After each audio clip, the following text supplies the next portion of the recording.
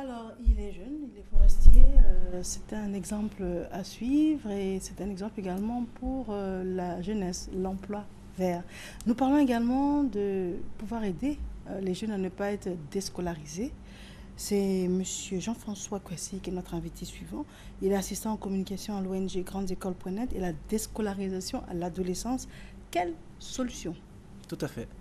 Alors, il faut dire que ça arrive très souvent après des phases d'absence vraiment répétées, où les jeunes gens finissent par déserter totalement l'école et à ne plus s'y présenter du tout.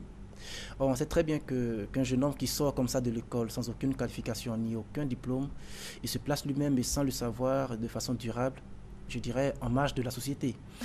Mais chaque année, ce sont des milliers d'élèves qui abandonnent l'école, l'école obligatoire de 6 ans jusqu'à 16 ans maintenant.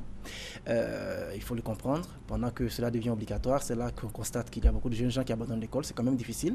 Il y a des élèves qui ont déjà fixé une classe à laquelle ils vont donc, à partir de laquelle ils vont arrêter leur scolarité. Il y a des parents qui savent déjà jusqu'à quelle classe, soit au collège ou au lycée, jusqu'où vont poursuivre les études. Jusqu'où leurs enfants vont poursuivre les études. C'est quand même une situation alarmante. Mais voilà, vous qui êtes dans l'enseignement, dans l'éducation, oui. On a entendu bien évidemment que l'école est obligatoire. Mais oui. Quels sont les moyens pour obliger? Quand on dit obligatoire, c'est dans les deux sens. Oui. Les parents ont le devoir d'inscrire les enfants et les enfants ont le devoir d'aller à l'école. Mais qu'est-ce qui se passe quand ce n'est pas respecté? Alors, il y a des phases, il y aura forcément des phases de répression, c'est sûr, mais tout est déjà mis en œuvre pour permettre aux parents de scolariser leurs enfants avec l'école gratuite obligatoire, bien sûr. Il y a aussi le fait que les parents ne peuvent plus utiliser, j'allais dire, l'alibi du fait que leurs enfants ne sont pas assurés, puisque tous les enfants sont d'emblée assurés en allant à l'école, que ce soit de la maison jusqu'à l'école et de l'école jusqu'à la maison. Même pendant les vacances, ils sont également assurés, avec la phase également... Vous parlez d'assurance maladie? Oui, assurance maladie. Voilà, assurance tout risque, faut-il le dire, même préciser. Voilà, assurance tout risque pour les enfants, tous les enfants, déjà de la maternelle jusqu'à la terminale. C'est-à-dire, c'est-à-dire quoi? Tous les enfants qui ont commencé là, cette rentrée scolaire? Oui, tous les enfants ont commencé cette rentrée scolaire. Oui, tout le monde. Depuis l'année dernière, je pense, oui, que tout cela a commencé. En fait, avant, il fallait payer une certaine somme, mais maintenant, c'est gratuit pour tous les enfants. Et c'est où? Donc déjà, comment? C'est valable pour où? C'est valable en fait sur toute l'étendue du territoire, pour tout le monde. Dans tous les CHU? Oui, tout, partout. Dès que l'enfant a un problème pendant qu'il va à l'école, eh bien, dès qu'il a un souci, les responsables éducatifs vont contacter la DEMOS, la direction de la mutualité et des œuvres sociales en milieu scolaire, qui va donc se charger de prendre en charge tous les frais médicaux, tous les frais de soins de l'enfant. Voilà. Ça, c'est sur le trajet de l'école?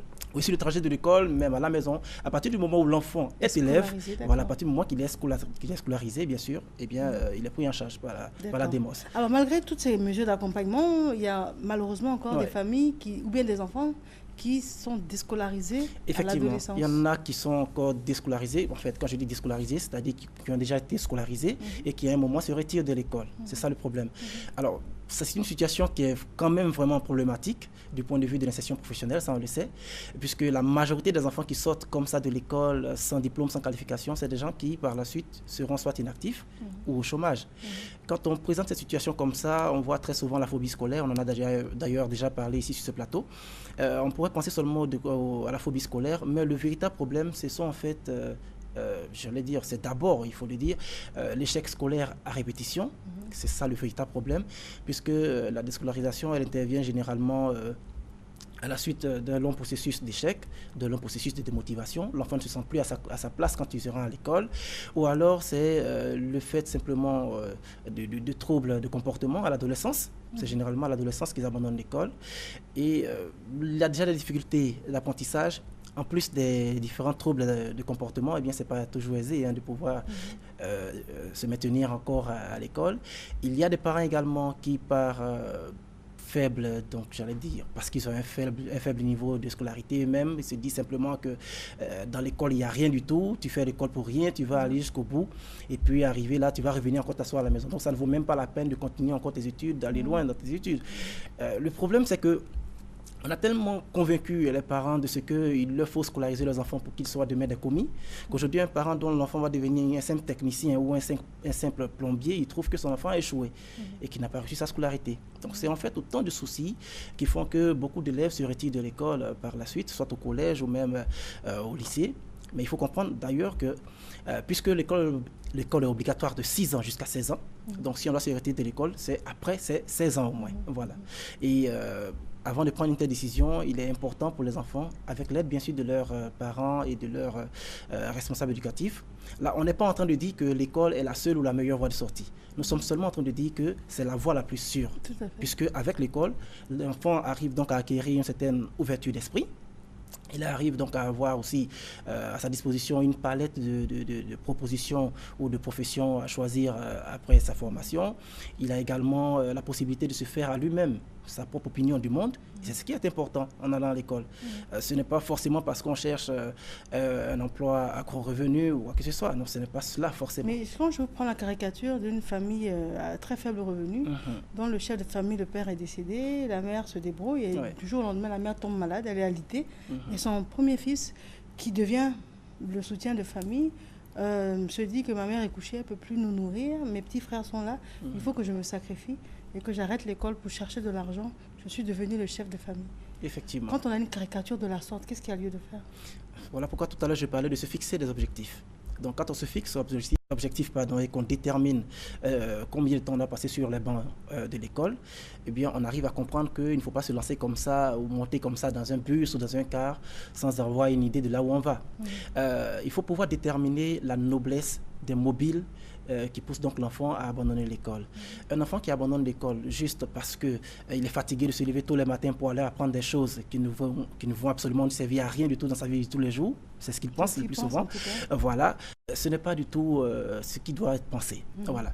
Mais si c'est pour trouver un travail, donc pour pouvoir avoir un petit moyen qui permettra de se faire un peu d'argent pour venir donc en aide à sa mère, ça c'est quand même, je pourrais dire, noble. Mais lorsqu'il s'agit de se lancer dans l'abandon de l'école, tout simplement parce qu'on est fatigué ou tout simplement parce qu'on ne veut plus faire d'exercice ou quoi que ce soit, c'est un peu ça. Mais est-ce qu'il n'y a pas de formule pour combiner les deux? Bien sûr que si, bien sûr que si, et ça c'est au niveau des parents d'ailleurs qu'il va falloir donc réfléchir avec leurs enfants pour pouvoir trouver un moyen afin de permettre à leurs enfants de s'adapter ou de pouvoir je parlais des cours du soir ou des choses comme ça. Oui, les cours du soir sont existe aussi... encore, c'est développé. Oui, ça existe encore, mais pour cette année, les cours du soir, les cours, comme on les appelle, les cours UNESCO, ont été suspendus, puisqu'il y avait un petit désordre, ont été suspendus pour cette année. Voilà. On espère que ça va reprendre très bientôt. Mais déjà, au niveau de ceux qui ont abandonné l'école, qui ont abandonné donc les cours, ou bien même qui sont en voie à abandonner les cours, il faut comprendre qu'il y a l'enseignement technique, il y a l'enseignement professionnel également, il y a des écoles qui existent, qui leur permettent donc d'obtenir soit un CQP, donc un certificat de qualification professionnelle, un CAP ou un BT. En fait, c'est des formations courtes qui permettent de pouvoir entrer facilement et rapidement dans la vie active. Mais ça ne met pas fin aux études. Après cela, on peut continuer encore ses études. Et c'est cela qu'il faut comprendre. Il y a aussi le service civique, le programme de service civique national, qui a aussi une formule assez spéciale maintenant, qui est en fait le service civique d'action au développement, qui offre aussi des formations professionnelles aux élèves, aux jeunes déscolarisés. Et tout ça, c'est gratuit? Oui, tout ça, c'est pas gratuit, pas forcément gratuit. Il faut seulement avoir entre 15 et 27 ans et puis pouvoir donc payer les frais d'inscription tout simplement. Il y a des prises en charge? Oui, également des prises en charge, surtout dans le privé. Il y a des prises en charge pour permettre donc aux enfants qui ont des difficultés de pouvoir s'inscrire, de pouvoir continuer leur cours. En fait, le tout, ce n'est pas d'abandonner l'école. Il ne faut pas abandonner l'école. La constante, c'est qu'il faut trouver une solution pour parer au problème que vit l'adolescent. L'objectif, c'est de ne pas abandonner les cours. C'est de ne pas abandonner les cours parce que les conséquences, on le sait bien. Il peut sembler vraiment cool d'abandonner les cours aujourd'hui, mais les conséquences, elles courent et elles rejoignent forcément l'enfant un peu trop tôt. Et des fois, vous avez des personnes aussi illettrées qui arrivent à un certain niveau. Des personnes illettrées, oui, des personnes illettrées également qui arrivent à un niveau scolaire. Tout à fait. Voilà, des personnes qui ont commencé peut-être les cours du soir au CP1, qui sont arrivées à un certain niveau pour pouvoir juste obtenir un sésame, un parchemin, afin de leur permettre de passer un concours. Oui, il y en a qui le font. Et ça, c'est d'ailleurs à saluer. Et je pense que tout le monde peut le faire. Le tout, ce n'est pas de sortir de l'école comme ça, sans aucune qualification ni aucun diplôme. Il faut pouvoir avoir au moins un petit diplôme qui vous permettra soit de passer un concours ou de pouvoir entrer dans l'enseignement professionnel ou dans l'enseignement technique. C'est ça qu'il faut retenir en tant que jeune homme. L'enseignement professionnel, c'est pour tout de suite avoir une profession à exercer. C'est des formations qui durent en moyenne entre 2 et 3 ans. C'est très rapide. Au terme de cela, vous pouvez avoir juste une profession. Il y a environ 48 filières filières qui sont donc voilà. Et toutes ces informations, où est-ce qu'on peut les avoir? On peut les avoir déjà au ministère de l'Éducation nationale. On peut également, l'Éducation nationale est d'ailleurs à pied d'œuvre pour permettre que ces informations soient divulguées un peu accessibles à tout le monde. Et puis il y a aussi le ministère en charge de la formation professionnelle également, qui dispense ce genre d'informations-là, qui donne ce genre d'informations-là sur son site web ou encore en se rendant sur les lieux pour rencontrer les différents responsables qui pourront fournir ces informations aux jeunes gens. Très Voilà. bien. Votre mot de fin, un téléphone, monsieur? Alors, je voudrais simplement souhaiter, ou du moins demander aux jeunes gens de ne pas abandonner l'école. Ce n'est pas parce que l'école est obligatoire de 6 ans jusqu'à 16 ans qu'il va falloir donc abandonner l'école juste après ces 16 ans. Mais il faut surtout penser à son lendemain. Les différentes, j'allais dire, les différents métiers ou les différents emplois existent, mais parfois ils sont difficiles d'accès. Donc, il faut pouvoir arriver un peu plus loin de sa scolarité, ne serait-ce que terminer au moins sa classe de terminale ou terminer au moins un premier cycle de l'enseignement supérieur, ce serait très intéressant. Pour tous ceux qui désirent nous contacter, bien sûr pour des conseils, eh bien, il suffira simplement de composer le 22 01 47 46 ou le mobile 77 39 49 59. Monsieur Jean-François Kossi, je vous remercie. C'est moi qui vous remercie. Nous sommes au terme de cette matinale. On vous remercie infiniment de l'avoir suivi. S'il plaît à Dieu, on se retrouve demain dans le même cadre. Elle s'appelle Christelle Akoussa et elle signe la réalisation. À demain.